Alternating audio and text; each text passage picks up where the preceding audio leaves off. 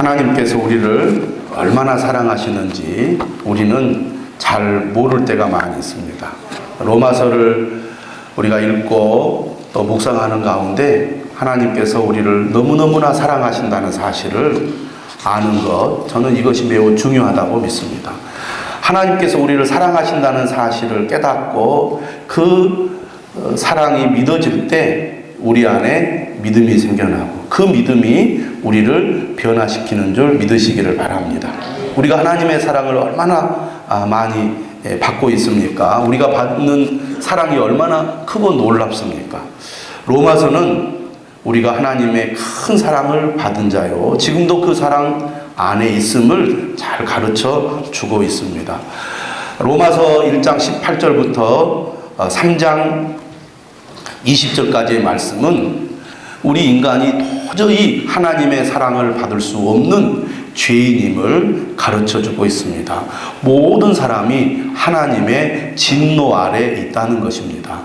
하나님의 진노 아래 있다는 것은 모든 사람이 하나님의 의로우신 심판을 받게 될 거라는 말씀입니다. 여러분, 우리가 알아야 될 사실은 우리가 마지막 날에 하나님 앞에 서게 될 거라는 사실입니다. 그리고 우리가 이 땅에서 어떻게 살았는지, 무엇을 했는지 하나님 앞에 직고할 날이 온다는 사실을 우리는 절대로 잊어서는 안 될 것입니다. 모든 사람이 죄인입니다. 그리하여 모든 사람이 하나님의 진노 아래 있습니다. 성경은 죄의 본질에 대해서 이렇게 말합니다. 로마서 1장 28절은 마음에 하나님 두기를 싫어하는 것이 죄의 본질이라고 가르쳐주고 있습니다. 인간이 죄인이라는 가장 큰 증거가 뭡니까? 하나님을 마음에 두기 싫어합니다. 하나님을 마음에 두기 싫어하는 사람은 하나님에 대해서 무관심합니다. 하나님에 대해서 무관심하니까 하나님을 멀리하죠. 여러분의 마음의 가장 최고의 관심사는 무엇입니까? 여러분의 삶의 가장 중요한 것이 무엇입니까? 하나님입니까? 아마 여러분 정직하게 양심적으로 대답한다면 아닙니다라고 말할 것입니다. 이것이 인간이 죄인된 증거라는 것이죠. 마음에 하나님을 두기를 싫어하는 사람은 어떤 특징을 가지고 있습니까? 1장 21절에 보면 하나님을 알면서도 영화롭게도 아니하며 감사하지도 아니하는 것입니다. 영화롭게도 아니하며 감사하지도 않는 것을 경건하지 않다라고 말합니다. 불경건하다는 것을 의미합니다. 영화롭게 하고 감사하는 것은 무엇을 의미합니까? 바로 하나님을 찬양하고 예배하는 것입니다. 마땅히 하나님을 알면서도 하나님을 믿지 않고 하나님을 예배하지 않는 것이 죄인의 특징입니다. 두 번째는 1장 25절에 나오죠. 피조물을 조물주보다 더 경배하는 것입니다. 오늘날 우리의 삶의 우상이 무엇입니까? 하나님보다 더 사랑하고 더 소중히 여기는 것이 다 우상이 됩니다. 세 번째로는 1장 28절 마음을 상실하여 합당하지 못한 일을 하는 것입니다. 마음에 하나님 두기를 싫어하는 사람이 짓는 여러 가지 죄들, 죄책들, 이러한 것들이 바로 마음에 하나님 두기를 싫어하는 인간의 불경건한 마음에서 나오는 것입니다. 이렇게 합당하지 못한 일을 하는 것을 가리켜서 우리가 불의를 행한다고 말합니다. 여러분 잘 생각해 보십시오. 예수 그리스도를 믿습니다. 나는 하나님의 자녀입니다라고 고백하고 믿고 있는 우리에게도 오늘 이 세 가지 특징이 자주 드러나고 있습니다. 하나님께 영화롭게도 아니하고 감사하지도 아니합니다. 피조물을 조물주보다 더 경배합니다. 마음을 상실하여 하나님 앞에 합당하지 못한 일을 할 때가 너무나 많습니다. 예수님을 나는 믿습니다. 나는 하나님의 자녀입니다라고 믿고 고백하는데도 오늘 이러한 모습들이 드러나는 것을 보면 우리가 어떤 생각이 듭니까? 인간은 잠시라도 하나님을 떠나면, 하나님을 망각하면, 하나님을 멀리하면 금방 죄를 짓고 죄에 넘어지는 존재라는 것입니다. 사람들이 스스로 안전장치를 만들어 가지고 마음의 죄책감을 누그러뜨리려고 합니다. 나는 하나님의 자녀이니까 하나님이 봐주실 거야. 나는 구원받았으니까 괜찮을 거야. 스스로 기준을 내려서 마음의 부담을 덜어버리려고 합니다. 그러나 성경은 말합니다. 우리가 하나님 앞에 얼마나 큰 죄인인지, 믿는다고 하면서도 여전히 얼마나 죄와 더불어 살고 있는지를 잘 보여주고 있습니다. 세상에는 남의 잘못과 죄를 판단하고 비판하기 좋아하는 사람이 있습니다. 교회 안에도 그런 사람이 있죠. 판단하고 비판하고 평가하고. 그런데 문제는 그런 사람일수록 자신이 얼마나 하나님 앞에 큰 잘못을 저지르고 있는지를 잘 모른다는 것입니다. 자신이 옳다고 생각하는 사람들의 특징이 뭡니까? 자신들의 잘못과 죄를 잘 보지 못한다는 것이죠. 이런 사람들은 고집이 셉니다. 자기가 옳다고 생각하니까 무엇을 회개해야 될지도 잘 모릅니다. 2장 5절은 말하죠. 다만 내 고집과 회개하지 아니한 마음을 따라 진노의 날, 곧 하나님의 의로우신 심판이 나타나는 그날에 임할 진노를 내게 쌓는도다. 죄를 짓는 것보다 회개하지 않는 마음이 더 문제죠. 성경은 말합니다. 하나님께서 죄인들을 어떻게 하신다고 말합니까? 2장 6절에 보니까 각 사람에게 그 행한 대로 보응하시겠다고 말합니다. 우리 인간은 하나님 앞에 다 죄인입니다. 이 죄를 피할 수 없습니다. 변명할 수도 없습니다. 그리고 우리가 행한 대로 하나님 앞에 심판을 받게 될 것입니다. 2장 16절에 보니까 사람들의 은밀한 것을 심판하신다고 말씀합니다. 우리는 남에게 드러나지 않으면 죄책감을 덜 느낍니다. 남에게 드러났을 때 수치심을 느끼죠. 하나님은 사람들에게 드러나지 않는 죄까지도 다 알고 계십니다. 마음속으로 품는 죄까지도 하나님은 다 알고 계신다는 겁니다. 유대인들은 이렇게 말합니다. 우리는 이방인들과는 다릅니다. 우리는 율법을 의지하고 하나님을 자랑하고 그리고 다른 사람들에게 율법을 가르칩니다. 우리가 하나님의 말씀을 받은 자예요. 우리는 하나님의 언약 백성으로 할례를 받은 자입니다. 우리는 하나님의 심판에서 자유롭습니다. 이렇게 생각을 했습니다. 우리는 안전합니다. 우리는 괜찮습니다. 오늘 우리 그리스도인들이 이런 생각들을 많이 갖고 있습니다. 그런데 이런 유대인들을 향하여 뭐라고 말합니까? 그러면 다른 사람을 가르치는 내가 내 자신은 가르치지 아니하느냐?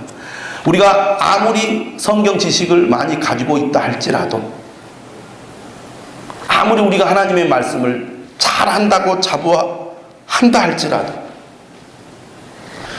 하나님의 말씀을 따르지 않고 순종하지 않는다면 하나님 말씀을 모르고 죄를 짓는 사람이나 하나님 말씀을 잘 알고 있으면서 하나님 말씀대로 살지 않는 사람이나 하나님 앞에는 똑같은 죄인이라는 것입니다.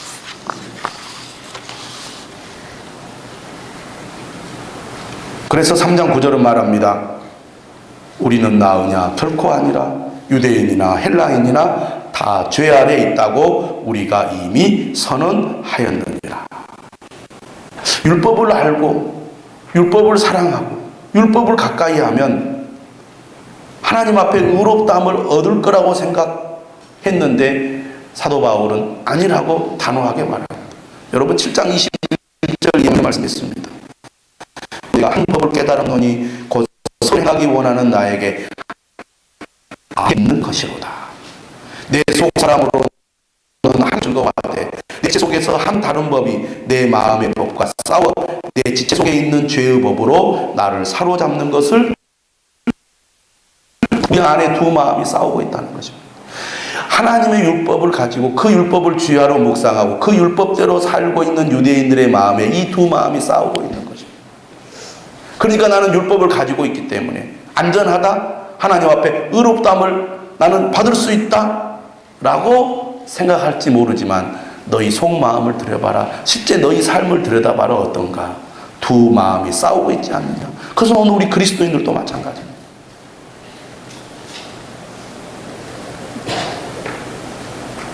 (3장 20절은) 말합니다. 그러므로 율법의 행위로 그의 앞에 의롭다 하심을 얻을 육체가 없다. 3장 10절은 이렇게 말하죠. 이는 모든 입을 막고 온 세상으로 하나님의 심판 아래에 있게 하려 함이라. 모든 입을 막는다는 것은 무엇을 말합니까? 우리가 하나님 앞에 핑계나 변명할 수 없다는 것입니다.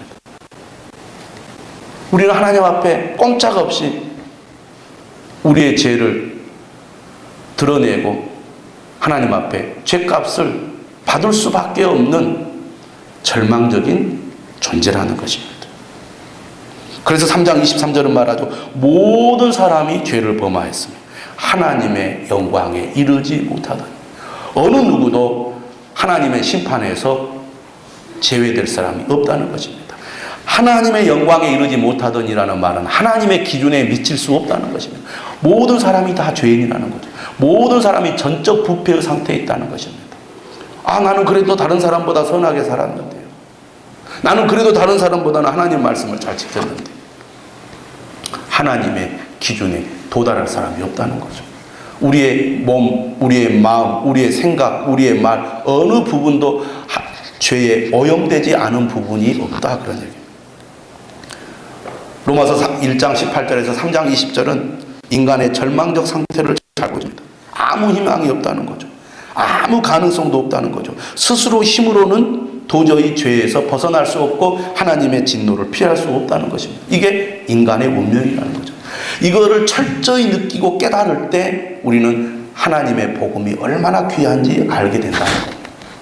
이 사실을 깨닫지 못하고 마음이 둔해지고 무감각해진 사람이 죄인입니다. 자기가 멸망의 길로 가고 있음에도 불구하고 멸망의 길로 가고 있다는 것도 모르는 거예요. 암에 걸려 죽어가고 있으면서도 자기가 암에 걸린 사실도 모르고 걸린 것을 아무렇지 않게 생각하는 것과 똑같습니다. 불의한 인간은 하나님의 진노를 피할 수 없습니다. 우리는 이 말씀을 통해서 철저히 절망해야 합니다. 그래야 하나님의 구원을 우리는 받을 수가 있습니다.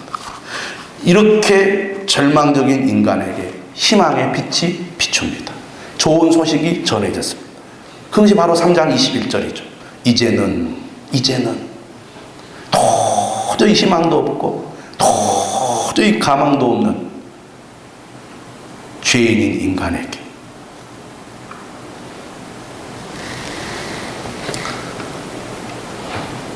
율법 외에 하나님의 한 의가 나타났습니다. 율법 외에 하나님의 한 의가 나타났습니다.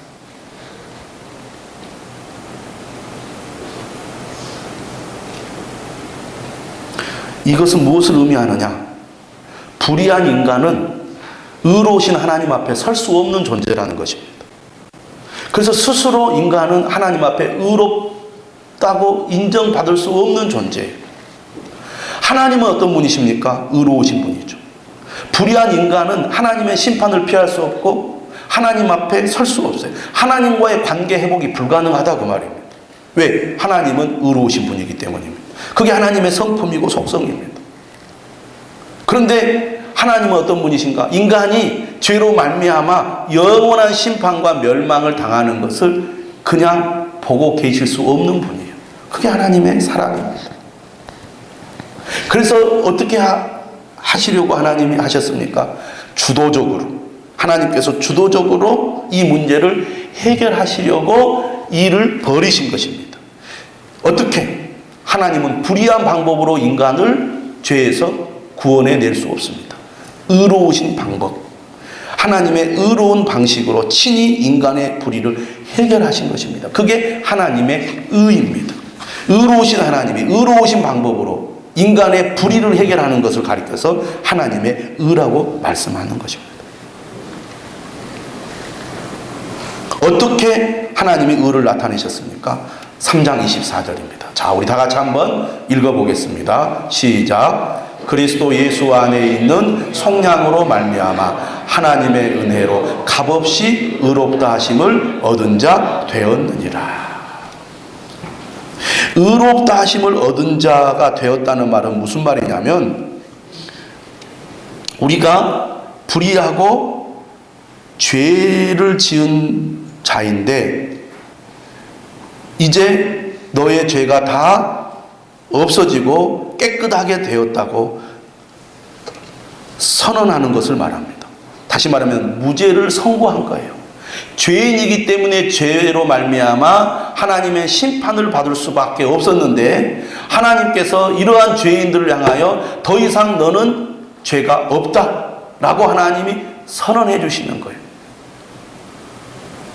그거 우리가 한자어로 칭의라고 말합니다. 한번 따라서 하겠습니다. 칭의. 전라도 사람들은 발음하기가 좀 어렵습니다. 칭의. 예. 그 단순히 이 칭의, 의롭다 하심을 받는 것, 우리를 의롭다고 선언해 주시는 이 놀라운 일은 단순히 무죄를 선고하는 것으로 끝나지 않습니다. 하나님과의 관계를 회복해주는 이 단어입니다. 너 이제 죄가 없으니까 이제 자유롭게 가라, 이게 아닌 거죠. 너 이제 죄로부터 자유로워졌으니 이제는 나에게 오라. 나와 함께 하자. 이게 바로 칭의, 의롭다 하심을 얻는 것을 말합니다. 어떻게 자격 없는 우리가, 의롭다함을 받을 수 없는 그런 불의한 우리가 하나님 앞에 의롭다함을 얻을 수 있게 되었습니까? 오늘 말씀은 이렇게 말합니다. 하나님의 은혜로 값없이 의롭다 하심을 얻은 자 되었느니라. 이것은 하나님의 은혜라는 겁니다. 하나님의 은혜를 다른 말로 말하면 뭐라고 말할 수 있습니까? 하나님의 사랑입니다. 왜 우리 같은 죄인을 하나님은 구원해 주시고 의롭다고 해 주실까? 우리를 사랑하시기 때문이에요. 은혜라는 말은 우리가 잘 알다시피 자격이 없는 자에게 값없이 주시는 호의를 가리켜서 은혜라고 말합니다. 여러분, 인간은 참 이기적이죠. 매우 계산적입니다. 상대방이 나에게 하는 자를 봐서 나도 그에 맞게 대응을 하고 행동을 합니다.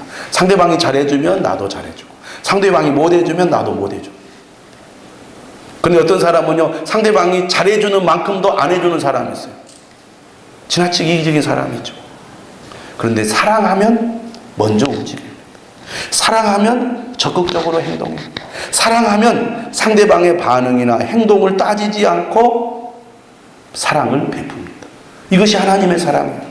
만약 하나님께서 우리 인간과 같았다면 우리가 하는 행동이나 우리가 하는 모습을 보고 우리에게 사랑을 베푸지 않았을 것입니다. 왜? 우리는 하나님의 사랑을 받을 만한 자격이 전혀 없거든. 근데 하나님은 우리가 도저히 사랑을 받을 수 없는 죄인임에도 불구하고 우리를 사랑하셔서 우리에게 먼저 찾아오셔서 우리의 문제를 해결하셨다는 것입니다. 여러분, 지금도 우리는 그러한 하나님의 사랑을 늘 느낍니다. 여러분, 우리가 조금만 마음을 하나님에게서 멀리하면요, 우리는 금방 세상으로 나갑니다. 세상의 것에 사로잡혔어요. 하나님을 잊어버리고 하나님 없이 살아갈 때가 얼마나 많습니다. 그럼에도 불구하고 하나님은 우리를 향한 사랑을 포기하지 않습니다. 늘 우리의 마음을 두드리십니다. 우리로 하여금 하나님 앞으로 가까이 나올 수 있도록 늘 하나님께서 우리에게 늘 신호를 보내십니다. 이게 하나님의 사랑이죠. 하나님의 은혜로 값없이 의롭다 하심을 얻었느니라. 은혜라는 이 단어 속에 값없이라는 의미가 담겨져 있는데, 값없이라는 말을 다시 한번 강조해서 사용하고 있습니다. 값없이라는 말은 우리가 하나님 앞에 의롭다함을 받기 위해서 우리가 한 것은 아무것도 없다는 것입니다. 우리가 할 수 있는 것도 아무것도 없다는 것입니다. 이것은 전적으로 하나님의 선물이라는 것이죠. 왜 우리에게 이런 귀한 선물을 주셨습니까? 우리를 사랑하시기 때문이죠. 우리가 하나님을 사랑해야 할 이유가 어디에 있습니까? 하나님의 은혜로 값없이 의롭다 하심을 얻었기 때문에. 그래서 진짜 하나님의 은혜를 받은 사람은 감격하고 감사하고 찬양하지 않을 수가 없는 겁니다. 도저히 우리는 하나님 앞에 의롭다 하심을 얻을 수 없는 존재였는데 하나님께서 우리를 사랑하셔서 자격이 없음에도 불구하고 거저 이 선물을 주셨기 때문입니다. 그러면 하나님이 주신 이 은혜의 선물은 무엇입니까? 3장 24절 그리스도 예수 안에 있는 속량입니다. 다시 말하면 하나님께서는 우리를 의롭다고 하시기 위하여 하나밖에 없는 아들 예수 그리스도를 이 땅에 보내서 우리 대신 십자가에 못 박혀 피 흘려 죽게 하셨습니다.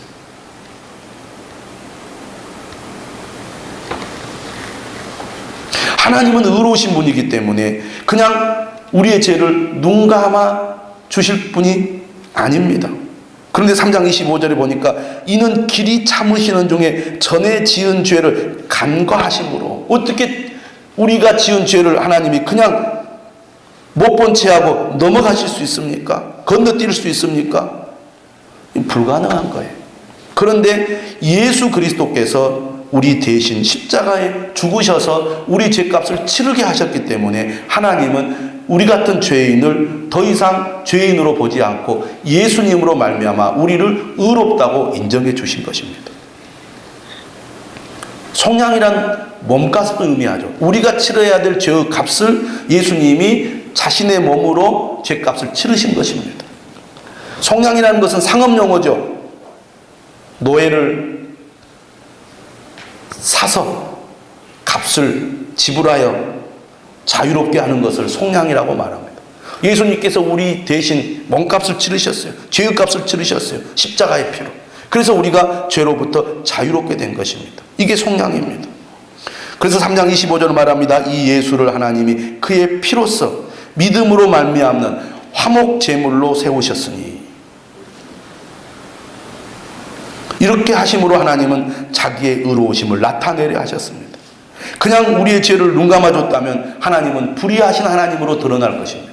그런데 예수님께서 대신 죄를 짊어지시고 우리를 위한 화목제물이 되셨기 때문에 하나님이 우리의 죄를 간과하시는 게 불의한 것이 아니라 오히려 의로우심을 드러낸 것이 된 겁니다. 그래서 3장 26절 말하되 곧 이때에 자기의 의로우심을 나타내사 자기도 의로우시며 또한 예수 믿는 자를 의롭다 하려 하심이라.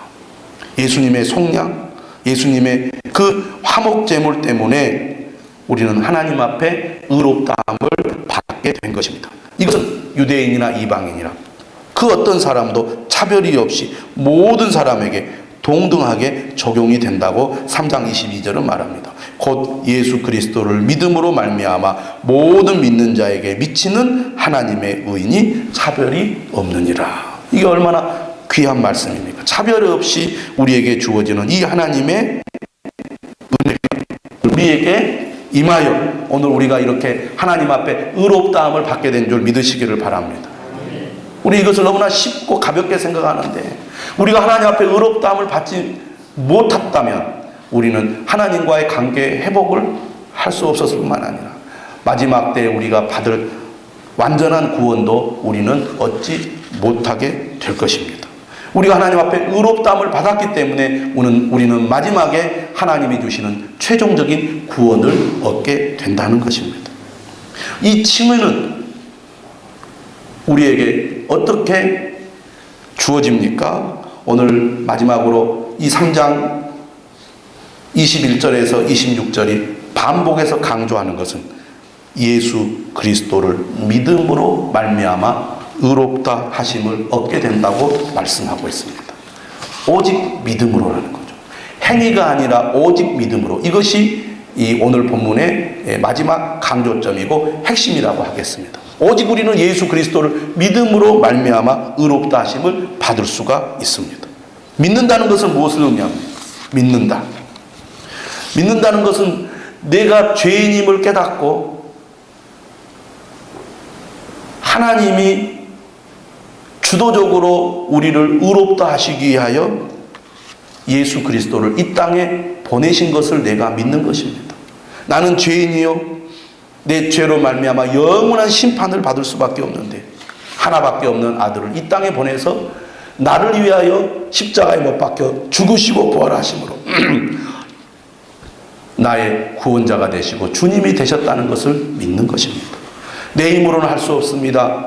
내 노력으로는 이룰 수 없습니다. 오직 예수 그리스도만이 나의 죄를 해결하실 수 있는 유일한 분입니다. 그러므로 나는 이 예수를 나의 주님으로 구원자로 믿습니다. 영접합니다. 그분을 받아들입니다. 이것이 믿음이죠. 믿음이란 나를 향한 하나님의 사랑을 내가 받아들이는 것입니다. 나를 사랑하여 하나밖에 없는 아들 예수 그리스도를 이 땅에 보내신 그 하나님의 사랑을 받아들이는 것이 믿음입니다. 그런데 우리가 이 믿음을 생각할 때 또 한 가지 주목해서 보아야 될 것이 뭐냐면 믿음은 현재형이라는 것이죠. 현재형이다. 자, 오늘 본문 26절도 이렇게 말합니다. 또한 예수 믿는 자를 의롭다 하려 하심이라. 예수를 믿었던 자가 아닙니다. 예수를 믿을 자가 아닙니다. 지금 예수를 믿는 자를 가리킵니다. 이게 무슨 의미가 있느냐 이렇게 생각할 수 있습니다. 여러분 로마서 1장 16절, 로마서에서 가장 중요한 구절 중에 하나인 로마서 1장 16절도 그렇게 말합니다. 내가 복음을 부끄러워하지 아니하노니 이 복음은 모든 믿는 자에게 구원을 주시는 하나님의 능력이 됨이라. 여기서 구원이라는 개념은요, 로마서 전체적인 의미에서 살펴볼 때 미래에 우리가 받게 될 최종적인 구원을 의미합니다. 여러분 바울서신이나 로마서는 구원을 이야기할 때 미래적인 의미로 구원을 많이 말하고 있습니다. 의롭다 하심을 받는다는 것은 지금 현재 예수 그리스도를 믿는 사람의 상태를 말합니다. 그러나 그것이 전부가 아니죠. 의롭다 하심을 받는다는 것은 우리가 구원의 시작이라고 할 수 있습니다. 의롭다 하심을 받은 자, 다시 말하면 칭의를 얻은 자가 하나님의 은혜와 사랑으로 믿음을 가지고 점점 거룩해져 가는 것을 가리켜서 우리가 성화라고 그럽니다. 우리 이 땅에 와서 예수 그리스도를 믿음으로 의롭다함을 받았습니다. 우리는 믿음으로 살아가면서 점점 성화되어 갑니다. 그리고 마지막 때 우리는 최종적인 구원을 얻게 됩니다. 이걸 가리켜서 우리가 구원의 완성이라고 말합니다. 여러분 우리는 의롭다함을 받았지만 아직 완전한 구원에 이르지 않았습니다. 그 구원을 향하여 가는 겁니다. 칭의는 우리가 완전한 구원을 얻을 수 있는 보장이 됩니다. 내가 하나님과 관계가 회복이 되었기 때문에 하나님 앞에 의롭다함을 받았기 때문에 우리는 마지막 날 하나님 앞에 심판을 받지 않고 완전한 구원을 얻게 될 것입니다. 그런데 16절 말씀을 보면 이 복음은 모든 믿는 자에게 구원을 주시는 하나님의 능력이 된다고 말합니다. 모든 믿는 자, 여기서 모든 믿는 자는 지금 현재 믿고 있는 자라는 것입니다. 제가 이 말씀을 드리는 이유는 많은 사람들이 예수 그리스도를 믿고 있다고 말하는데 믿고 있는 사람들 중에 과거에 나는 죄인입니다, 나는 예수님을 이제 믿겠습니다 하고 결단하고 예수님께로 나왔지만 그 이후의 삶은 예수님 없이 예수님과 동행하는 삶이 없이 살아가는 명목상의 그리스도인, 다시 말하면 참된 신앙인이 아닌 종교인들이 의외로 많이 있다는 것입니다. 머리로는 지식으로 나는 예수님을 믿으라고 하지만 삶 속에서 예수님을 가까이 하고 예수님을 의지하는 삶이 없이 그저 형식적이고 종교적인 그런 삶을 살아가는 사람들이 많이 있다는 것이죠. 믿음이란 무엇입니까? 내가 아직 하나님을 모른다면, 내가 하나님의 사랑 앞에 반응하지 않았다면, 하나님의 부르심에 응답하지 않았다면 그 부르심에 응답하는 것이 믿음입니다. 하나님의 부르심에 응답하여 예수 그리스도를 영접했다면 오늘 삶 속에서, 날마다의 삶 속에서 예수님을 신뢰하고 예수님을 의지하고 예수님을 가까이 하는 것이 믿음입니다. 그런데 믿겠다고 결단하고 믿음의 길로 들어왔는데 신앙의 삶은 전혀 예수님 없이 예수님과 관계없는 삶을 살고 있는 사람들이 많이 있어요. 이런 사람들이 바로 종교적인 삶입니다. 그건 진정한 신앙이 아니죠. 믿는다는 것은 지금 믿는다는 것입니다. 예수님을 믿는다는 것은 무엇을 말합니까? 내 힘으로는 나는 하나님을 온전히 섬길 수 없습니다. 내 힘으로는 나는 하나님 앞에 인정받을 수 없습니다. 나는 내 힘으로는 도저히 죄와 싸워서 이길 수 없습니다. 오직 예수님이 아니면 안 됩니다. 그러므로 나는 날마다 예수님을 의지합니다. 날마다 예수님의 이름을 부릅니다. 날마다 예수님을 가까이 합니다. 날마다 예수님을 붙듭니다. 예수님이 아니고는 나는 믿음으로 살아갈 수 없습니다. 이런 마음으로 늘 주님을 찾는 자가 믿는 자입니다. 여러분, 우리가 신앙생활 하면서 조금만 말씀에서 멀어지고 예배가 멀어지고 기도가 멀어지면 금방 우리 마음이 세상으로 향하는 것을 느낍니다. 금방 죄를 짓고 금방 넘어지는 것을 우리가 느끼지 않습니까? 그렇기 때문에 우리가 늘 주님을 붙드는 겁니다. 그게 믿음이라는 거죠. 이 복음은 모든 믿는 자에게 계속해서 믿고 있는 자를 가리킵니다. 거짓 안전에 속으면 안 됩니다. 거짓 믿음에 속으면 안 됩니다. 예수님을 믿습니까? 지금 예수님이 당신의 주님이십니까? 지금 예수님을 의지하고 있습니까? 지금 예수님을 필요로 하고 있습니까? 내 힘으로 안 된다는 것을 깨닫고 오늘 또 주님을 붙들려고 하고 있습니까? 그게 예수님을 믿는 자다 그 말입니다. 또 한 가지 우리가 생각하는 것은 나는 예수님을 의지하고 싶습니다. 날마다 예수님을 신뢰하고 예수님을 바라보고 예수님을 찾고 예수님으로 말미암아 내가 오늘도 살아가고 싶습니다. 그런 마음이 있는데 그게 잘 안 되는 사람이 있어요. 왜 그렇습니까? 우리 마음속에 견고한 진이 있어서 은혜를 받았는데 또 넘어지고 은혜를 받았는데 또 넘어집니다. 많은 성도들이 이런 상태에 있어요. 우리 안에 있는 견고한 진으로 말미암아 은혜를 받고 내가 믿음으로 살려고 예를 써도 잘 안 되는 자신을 발견하게 돼요. 이 견고한 진이 무너져야 합니다. 그래야 하나님의 은혜가 늘 우리 안에 충만하게 거하는 거예요. 교회를 다니지만 진심으로 예수님을 영접하지 않은 사람도 있습니다. 교회를 다니지만 예수님을 영접했다고 했지만 예수님과 관계없이 사는 사람들도 많이 있습니다. 무늬만 그리스도인, 종교인들이 있다고 말해요. 예수님을 진실로 믿고 예수님을 의지하며 산다고 하지만 늘 자주 넘어지고 늘 자주 세상으로 나아가고 늘 시험에 드는, 그래서 말씀대로 살지 못하는 성도들이 있습니다. 이런 부분들을 해결해야 됩니다. 견고한 진을 해결해야 됩니다. 지금 예수님을 의지하는 그런 삶이 될 수 있도록 우리가 주님을 찾아야 된다 그 말입니다. 여러분, 우리 힘으로는 우리는 하나님 앞에 의롭다함을 받을 수도 없을 뿐만 아니라 우리 힘으로는 절대로 하나님의 마지막 구원의 완성도 이룰 수 없습니다. 예수님이 아니면 안 된다는 것입니다. 진실로 예수 그리스도를 부르시기 바랍니다. 주 예수를 믿으라. 주의 이름을 부르는 자는 구원을 받으리라. 로마서 말씀하고 있습니다. 저는 여러분들이 이 은혜를 누릴 수 있기를 바랍니다. 오직 예수 그리스도를 믿는 자만이 하나님 앞에 의롭다함을 받고 하나님 예비하신 영원한 구원에 이르게 될 줄로 믿습니다. 우리 다 같이